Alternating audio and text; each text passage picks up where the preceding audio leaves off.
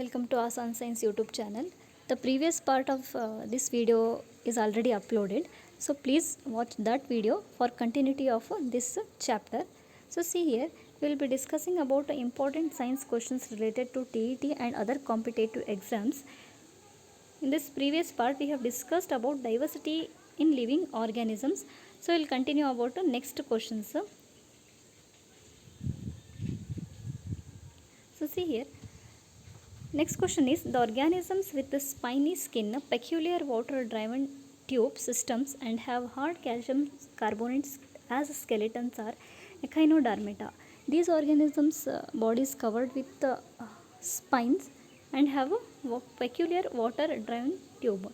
So examples such as starfish are included in this group.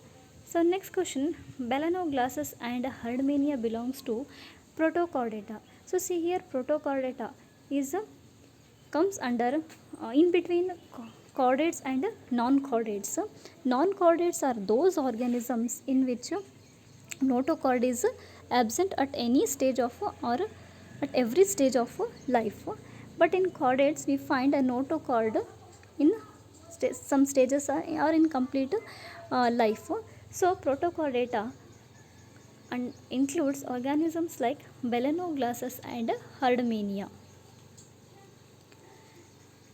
Next question, group of organisms with a streamlined body, muscular tail, exclusively means only they are aquatic, skeletal with the bone or cartilage and cold-blooded with the external fertilization. So here Pisces are commonly known as fishes. So see here, streamlined means they have boat-shaped body and they are found only in water. So skeleton may be of bone, such like rohu fishes, or cartilage, or such like shark fishes. So cold blooded means they fluctuate their body temperature according to environment. Next, external fertilization means fusion of male and female gamete takes place outside the body, such that in water. So these all features are the characteristic features of Pisces, or commonly known as fishes. So next question is, the kingdom with three-chambered heart, cold-blooded and external fertilization, amphibians.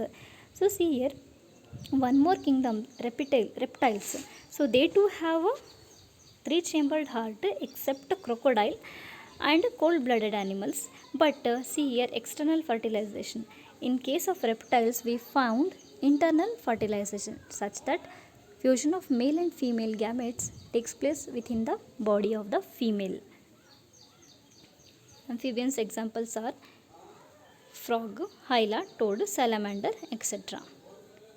Next question, the group of animals which are warm-blooded, which lays eggs and have four-chambered heart are aves. So see here, aves are nothing but commonly known as birds. Here body temperature do not fluctuate according to environmental changes.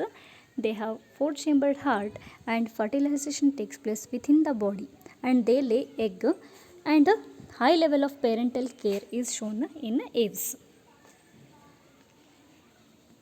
See here, last question is, the group of organisms with warm blood and four-chambered heart give birth to young ones and feed them with milk using mammary glands.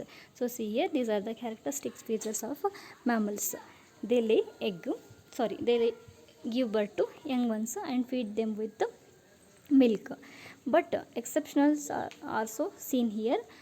So organisms like platypus and echidna, they lay egg and then feed their children with the milk. So I suggest you to read the complete chapter if you have time. Otherwise you will just recall these questions. But to score more, it's better to visit this chapter in the 9th standard NCERT book, chapter Diversity in Living Organisms. Please do subscribe this channel for next updates.